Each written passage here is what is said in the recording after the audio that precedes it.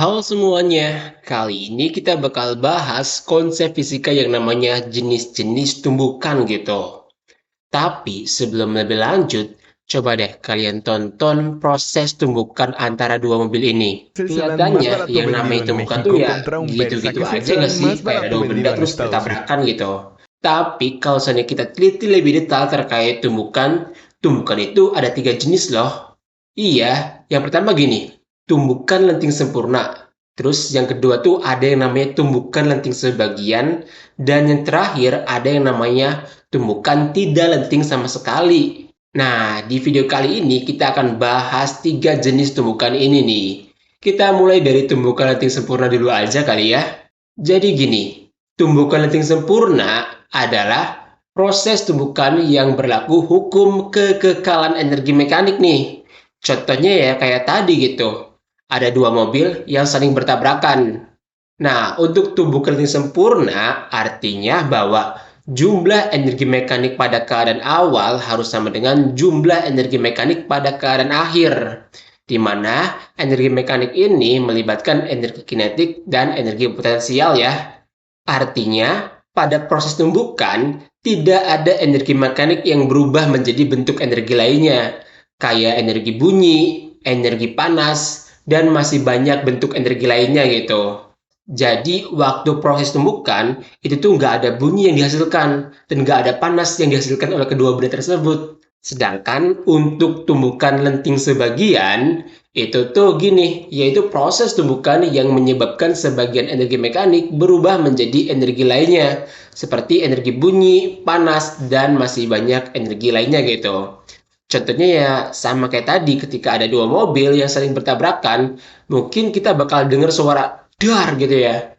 Nah, suara itu tuh adalah konversi dari sebagian energi mekanik menjadi energi bunyi. Alhasil, kita nggak bisa ngedapetin nih bahwa hukum kekalahan energi mekanik itu berlaku di sini.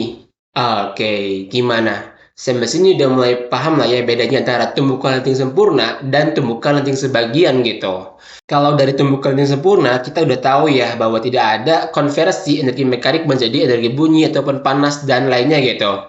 Sedangkan untuk tumbukan lenting sebagian, ada nih energi mekanik yang diubah menjadi energi bunyi gitu ataupun energi panas yang dihasilkan dari proses tumbukannya. Alhasil, hukum kekekalan energi mekanik ini nggak berlaku untuk tumbukan lenting sebagian. Dan yang terakhir yaitu tumbukan tidak lenting sama sekali. Apa sih maksudnya? Jadi gini, untuk tumbukan tidak lenting sama sekali, proses tumbukan yang menyebabkan hukum kekekalan energi mekanik itu tidak berlaku. Kemudian yang kedua nih, kedua benda bergerak bersamaan dengan kecepatan yang sama setelah bertumbukan. Contohnya itu ya kayak gini nih. Semisal ada dua mobil yang saling bertumbukan kayak gini nih. Terus setelah tumbukan, kedua mobil ini bergerak bersamaan nih kayak gini. Kalau kejadiannya kayak gini ya, si mobil ini bergerak bersamaan setelah tumbukan dan kecepatannya sama, maka ini merupakan proses tumbukan tidak lenting sama sekali gitu. Oke, gimana? Sampai sini udah mulai paham lah ya konsep dari ketiga jenis tumbukan ini. Tumbukan lenting sempurna, tumbukan lenting sebagian, dan tumbukan tidak lenting sama sekali. Dari penjelasan tadi, kita tahu ya bahwa salah satu faktor yang membedakan antara kelentingan tumbukan adalah terkait hukum kekekalan energi mekanik gitu, di mana untuk tumbukan lenting sempurna berlaku hukum kekekalan energi mekanik, sedangkan untuk tumbukan lenting sebagian dan tumbukan tidak lenting sama sekali nggak berlaku hukum kekekalan energi mekanik nih. Terus gimana dong bedain antara tumbukan lenting sebagian dengan tumbukan tidak lenting sama sekali? Jadi gini, ada salah satu parameter lainnya, yaitu yang namanya koefisien restitusi. Nilai dari koefisien restitusi yaitu E sama dengan minus delta V aksen dibagi dengan delta V nih. Di mana nilai E adalah koefisien restitusinya, kemudian delta V aksen adalah perbedaan kecepatan dua benda setelah tumbukan, dan delta V merupakan perbedaan kecepatan dua benda sebelum tumbukan. Nah, untuk nilai koefisien restitusi, nilainya itu berada di rentang mulai dari 0 sampai dengan 1 gitu nilainya. Di mana untuk tumbukan lenting sempurna, nilai koefisien restitusinya bernilai maksimum, yaitu bernilai 1 nih. Sedangkan untuk tumbukan lenting sebagian, nilai dari koefisien restitusinya bernilai antara 0 sampai dengan 1. Sedangkan untuk tumbukan tidak lenting sama sekali, nilai koefisien restitusinya bernilai 0. Dari parameter koefisien restitusi ini, kita bisa tahu nih, masing-masing jenis tumbukannya gitu. Apakah tumbukan lenting sempurna, atau tumbukan lenting sebagian, ataupun tumbukan tidak lenting sama sekali, gitu. Oke, biar lebih paham, coba yuk kita masuk ke contoh soal aja kali ya. Jadi gini, sebuah mobil menabrak mobil lainnya yang sedang diam dengan kecepatan 50 meter per sekon. Jika diketahui bahwa pada proses tabrakan nilai koefisien restitusi adalah 0,5, pertanyaannya adalah berapakah kecepatan kedua mobil tersebut setelah tumbukan, di mana massa kedua mobil sama besar ya. Jadi kalau kita gambarin kurang lebih tuh bentuk ceritanya kayak gini. Ada mobil A yang bergerak dengan kecepatan 50 meter per sekon. Terus ada mobil B nih yang lagi diem atau dengan kecepatannya adalah 0 meter per sekon. Kemudian A ini akan menumbuk mobil B gitu. Sehingga mobil B mungkin aja bisa bergerak ya nanti. Diketahui bahwa kecepatan mobil A mula adalah 50 meter per sekon. Kemudian kecepatan mobil B sebelum tumbukan adalah 0 meter per sekon. Dan massa mobil A sama dengan massa mobil B sama dengan M nih. Kemudian nilai dari koefisien restitusinya adalah 0,5. Yang ditanya yaitu berapa sih V-aksennya atau kecepatan mobil A setelah tumbukan dan kecepatan mobil B setelah tumbukan berapa nilainya gitu. Oleh karena sistem tidak dikenai gaya dari luar atau gaya eksternal gitu yang bekerja pada proses tumbukannya, maka hukum kekekalan momentum itu berlaku.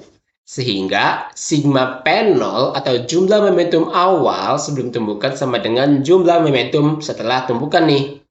Kalau kita urain nilainya ya gini, itu momentum A tambah momentum B sama dengan momentum A setelah tumbukan ditambah dengan momentum B setelah tumbukan nih. Terus kalau kita urain lebih detail, diperoleh gini. MA atau massa A dikalikan dengan kecepatan mobil A ditambah massa mobil B dikalikan dengan kecepatan mobil B sama dengan MA dikali VA aksen gitu, yaitu kecepatan mobil A setelah tumbukan ditambah MB dikalikan dengan kecepatan mobil B setelah tumbukan nih. Di mana massa mobil A adalah M ya, dan juga massa mobil B adalah M. Kemudian kalau kita masukin nilainya, diperoleh gini. M dikalikan dengan 50 sama dengan M dikalikan VB bernilai 0 nih, gitu. Sama dengan M VA aksen tambah M dikali VB aksen nih. Berarti yang tersisa apa nih? M dikali 50 sama dengan M kurung buka VA aksen tambah VB aksen. Nah, kedua ruas kita bisa bagi dengan M. Berarti kita coret ya nilainya. Yang tersisa apa? Yaitu 50 sama dengan VA aksen tambah VB aksen nih. Kita simpan persamaan 1. Terus, buat tahu nilai VA aksen dan VB aksennya berapa, kita bisa pakai yang namanya koefisien restitusi, yaitu E sama dengan VB aksen dikurangi VA aksen, atau kecepatan mobil B setelah tumbukan dikurangi dengan kecepatan mobil A setelah tumbukan, dibagi dengan VB dikurangi VA, yaitu kecepatan mobil B sebelum tumbukan, kecepatan mobil B sebelum tumbukan, dan kecepatan mobil A sebelum tumbukan gitu. Kalau kita masukkan nilainya ya, berarti nilainya kan 0,5 nih. 0,5 sama dengan minus VB aksen minus VA aksen dikurangi 0 dikurangi 50 nih. Atau 0,5 sama dengan minus VB aksen dikurangi VA aksen dibagi dengan minus 50. Minus kita bisa coret ya.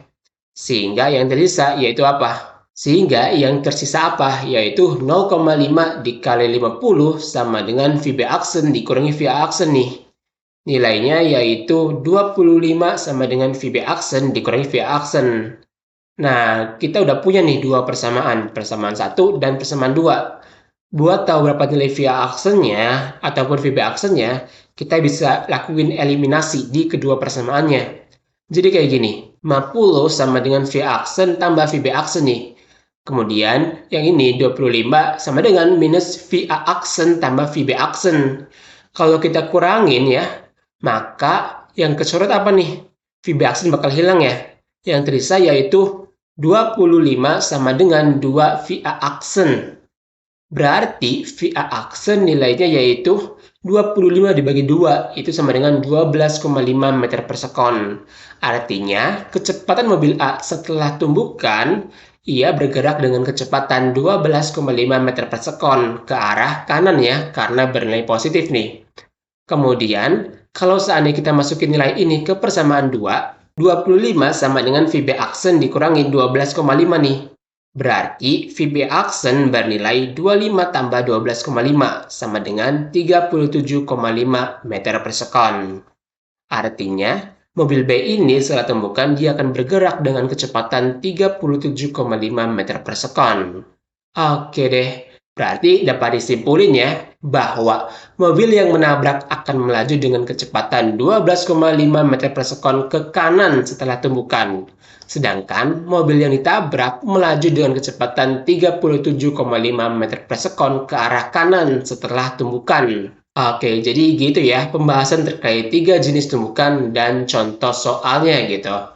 Gimana? Sampai sini udah mulai paham lah ya konsep dari yang namanya 3 jenis tumbukan dan nilai koefisien restitusinya. Oke deh, mungkin cukup sekian dulu ya pembahasan kali ini. Sampai jumpa di pembahasan selanjutnya. Dadah!